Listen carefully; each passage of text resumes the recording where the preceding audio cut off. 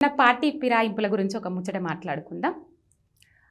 ఒక పార్టీ మీద గెలిచిన వాళ్ళు ఇంకో పార్టీలకు పోతే రాళ్లతోని కొట్టి చంపాలని మాట్లాడిన రేవంత్ రెడ్డి ఇయ్యల్లా కండువాలు రాత్రి 6 ఎమ్మెల్సీలకు కప్పినారు అర్ధరాత్రి. అది మనం చూసినాం. 1 గంటకు 12 గంటలకు 1 గంటలకు కండువాలు కప్పినరు. మొన్నటిదాకా 6 ఎమ్మెల్యేలు మారినరు. వాళ్ళ పరిస్థితి ఎటా కనబడతలేదు. సుప్రీంకోర్టు దాకా పోవడానికైనా మేము రెడీ అని బీఆర్ఎస్ నాయకులు అంటా ఉన్నారు. ఇప్పుడు పోయేటోళ్ళ గురించి, ఈ పార్టీలో చేర్పించుకునేటోళ్ళ గురించి ఏం మాట్లాడతారన్న, ఏం చెప్తారు? అంటే ఇప్పుడు ఈ ఎవరైతే పోయినలో వీళ్ళది రేపో ఎల్లుండో స్పీకరు రద్దు చేయాల్సి వస్తుంది, లేకుంటే కోర్టే చివాట్లు పెడుతుంది. ఆపగలితే ఒక 6 నెలలు ఆపుతారు కావచ్చు, కానీ ఇంకా 4 ఏళ్ళు ఉన్నది కదా. ఆ 4 ఏళ్ళు ఆపగలుగుతారా? వీళ్ళు ఎలక్షన్లలో మళ్ళీ జనం ముందుకు వస్తారు. అప్పుడు జనానికి పరీక్ష ఇది. ఈ దొంగ గొడ్లలాగా గోడ దుంకిపోయిన గొడ్లను మళ్ళీ గెలిపిస్తారా, తెచ్చుకుంటారా, లేకుంటే ఓడిస్తారా? అది ప్రజలకు పరీక్ష. అది నాయకులు ఎట్లుంటారమ్మా? ఇవాళ రేపు కాలం మారింది. వెనకట్లాగా ఈ నిజాయితీ, చిత్తశుద్ధి ఇవన్నీ ఏముండే, కృతజ్ఞతలు, చేసిన మేలును మరవని పరిస్థితి ఇట్లాంటివి ఏం లేవు. అవసరాలు ఎవరికి అవసరం ఉంటే అవసరం కోసం వాడు ఏదైనా చేస్తాడు. ఎక్కడన్నా వీళ్ళ దగ్గర ఇజ్జత్మానం లేని వాళ్ళు, నీ భాషలు చెప్పాలంటే ఇజ్జత్మానం లేని వాళ్ళని ఎన్నుకున్నందుకు మనం బాధపడాలి, సిగ్గుపడాలి. సరే ఒకసారి తెలిసిపోయింది, మళ్ళీ నెత్తిన పెట్టుకుంటామా? రేపు ఎలక్షన్లో ఓడిపోతారు. ఓడిపోయినప్పుడు మిగిలిన వాళ్ళకి తెలిసేస్తుంది, అమ్మో మనం కూడా అటు పోయి ఉంటే మన పరిస్థితి కూడా ఆగమయ్యేది.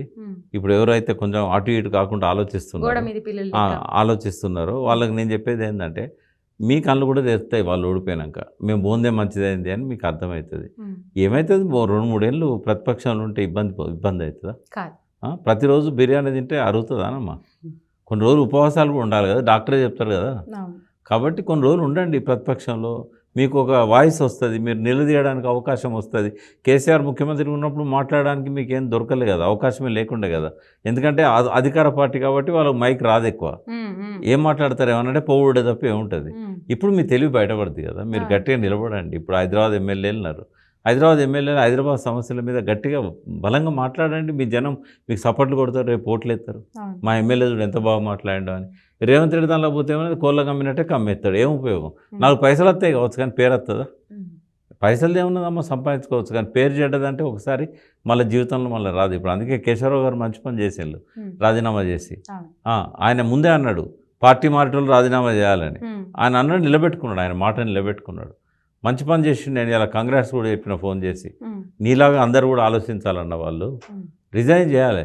అవసరమైతే మళ్ళీ పోటీ చేయాలి, లేకపోతే ఇంకోటి తీసుకో, కానీ రాజీనామా చేయాలి, న్యాయం కాదు అని చెప్పి అట్లా వీళ్ళు ఆలోచించాలి. వీళ్ళు ఆలోచిస్తలేరు. ఏమైతుంది ఏం కాదు, ఎంతమంది పోయినా కూడా కేసీఆర్ బలము, బీఆర్ఎస్ పార్టీ బలము ఈ ఎమ్మెల్యేలలో లేదమ్మా. 39 ఉన్నారా, 36 ఉన్నారా, 32 ఉన్నారా, ఎంతమంది ఉంటే మళ్ళీ ముఖ్యమంత్రి అయ్యేది ఉన్నదా? లేదు కదా. ఈ నంబర్లో లేదు కేసీఆర్ బలం. కేసీఆర్ చేసిన పనులలో ఉంది, కేసీఆర్ తెచ్చిన తెలంగాణ నినాదంలో ఉంది, తెలంగాణ ఉద్యమంలో ఉంది. ఇవాళ రేపు కొన్ని అపవాదుల వల్ల కేసీఆర్ది మసక బారచ్చు, కానీ ఎప్పటికీ మబ్బులు గమ్మే ఉంటుందా? సూర్యుడు బయటికి రాడా? వస్తాడు కదా, ఆ రోజు వస్తుంది. కాకపోతే ఆయన దగ్గర ఏమన్నా పొరపాట్లు ఉంటే కూడా ఆయన సరి చేసుకోవాల్సి ఉంటుంది. ఎందుకంటే మనిషే కదా, ఆయన కూడా దేవుని బిడ్డ కాదు కదా. తప్పు చేయని వ్యక్తులు ఉంటారా?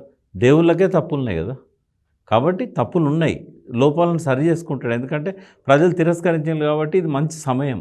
తనంతాను ఒకసారి పరీక్ష చేసుకొని నా దగ్గర ఏం లోపాలున్నాయి తెలుసుకుంటాడు. తెలుసుకొని ఆయనంతరానే మళ్ళీ మంచిగా వస్తాడు మన దగ్గరికి. కాబట్టి ఇవన్నీ క్షణికమమ్మా. చూసి కళ్ళు మూసి కళ్ళు తెరిచేవారు 4 ఏళ్ళు అయిపోతుంది. మొత్తం మీద కేసీఆర్ తెలంగాణ కోసం కష్టపడ్డాడు. తెలంగాణ రాష్ట్రాన్ని తెచ్చిన వ్యక్తిగా పనులు ఉచిపోని పసిపోరని అడిగినా ఇలా చెప్తారు. అభివృద్ధి చేసిండ్రు. ఆ అభివృద్ధిని చెప్పుకోలేకపోవడంలో వెనుకబడ్డరా? అంటే చెప్పుకోకపోవడంలో మామూలు కాదు.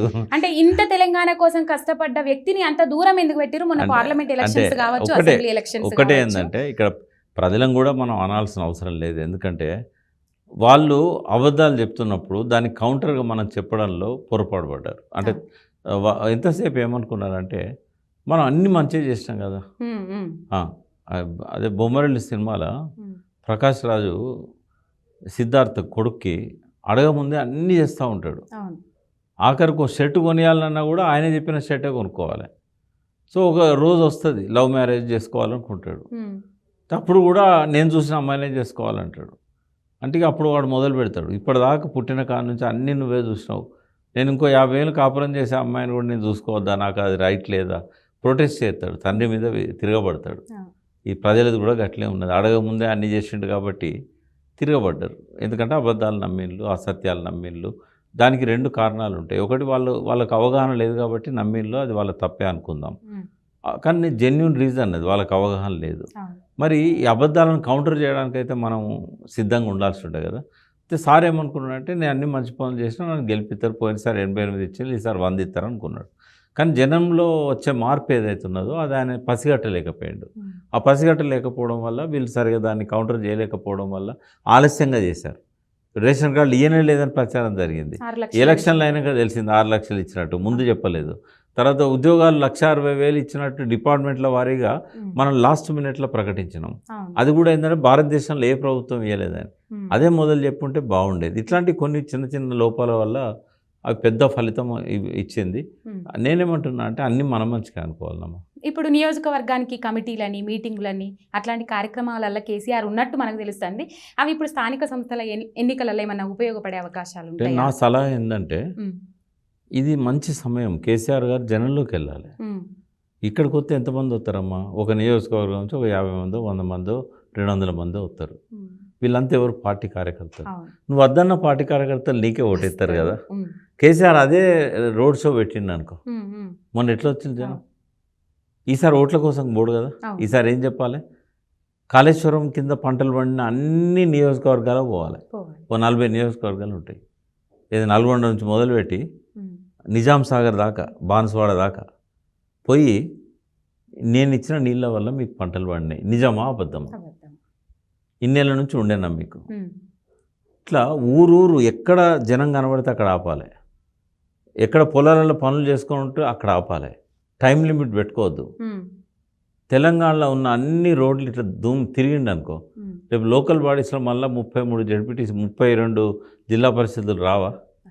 నేను ఏమంటున్నా అంటే, మంచిదే, ఫామ్ హౌస్కు లీడర్ని పిలిచి మాట్లాడచ్చు, కానీ దాని అంతటితోనే ఆపద్దు. లోకల్ బాడీ ఎలక్షన్లు దగ్గరికి వస్తున్నాయి. ఈ ఎలక్షన్లే కీలకం, ఎందుకంటే కింద గ్రామీణ ప్రాంతాలలో మనకున్న పునాది కదిలిపోవద్దు.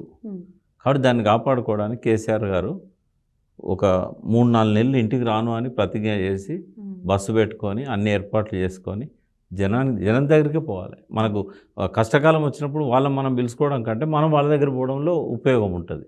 వాళ్ళకి ధైర్యం చెప్పాలి. తర్వాత తను చేసిన మంచి పనుల గురించి ఒకటి యాడ్ చేయాలి. తెలంగాణకు అప్పుడు ఎట్లుండే, ఇప్పుడు ఎట్లున్నది, వేరే ఎవరు పోయినా పర్పస్ సర్వ్ కాదు, ఆ లక్ష్యం నెరవేరది. కేసీఆరే పోవాలి, ఆయన పోతేనే జనం వస్తారు. అట్లా చెప్పినట్టయితే ఇంకా బాగుంటుంది. ఇప్పుడు ఈ కాలంలో ఇక బీఆర్ఎస్ పని అయిపోయింది, కేసీఆర్ కాపాడుకోవాలి, వాళ్ళే ఉంటలేరు వీళ్ళే ఉంటలేరు, ముందుగల దాని మీద దృష్టి పెట్టి అయిపోయింది లేవది, ఆ పార్టీ పని అయిపోయింది అని మాట్లాడుతూ ఉన్నారు. ఇప్పుడు బీఆర్ఎస్ ప్రస్థానం ఎట్లా ముంగడి కొనసాగబోతుంది? కేసీఆర్ ముందు చూపింది, ఏం చెప్తారన్నది? ఎలక్షన్లల్లో ఒక గొప్ప వెలుగు వెలిగి రోజు రోజుకు సాయంత్రానికి గనక సూర్యుడు మసకబారినట్టుగా మసకబారుతున్న పరిస్థితి ఏమో రేవంత్ రెడ్డిది. తెల్లారంగా 4 గంటల నుంచి చీకట్లు తొలగిపోయి సూర్యోదయం వైపుగా అడుగులేస్తున్నది కేసీఆర్ బీఆర్ఎస్. టైం గ్యాప్ అంతే. అస్తమించే సూర్యుడు రేవంత్ రెడ్డి అయితే ఉదయించే సూర్యుడు కేసీఆర్ అవుతాడు. ఎందుకంటే ప్రజల లోపల ఆ కారు చీకట్ల మేఘాలన్నీ తొలగిపోతున్నాయి. ఏవైతే ఇంతకుముందు రేవంత్ రెడ్డి వల్ల నమ్మి ఇచ్చేసిందో, కాబట్టి మసకబారుతున్నది రేవంత్ రెడ్డి ప్రతిష్ట. తప్పు చేసినామని ప్రజల లోపల చిత్తశుద్ధి, కొంచెం రియలైజేషన్ స్టార్ట్ అయింది. కాబట్టి ఉజ్వల భవిష్యత్తు రేపు బీఆర్ఎస్కుంటుంది. Thank you.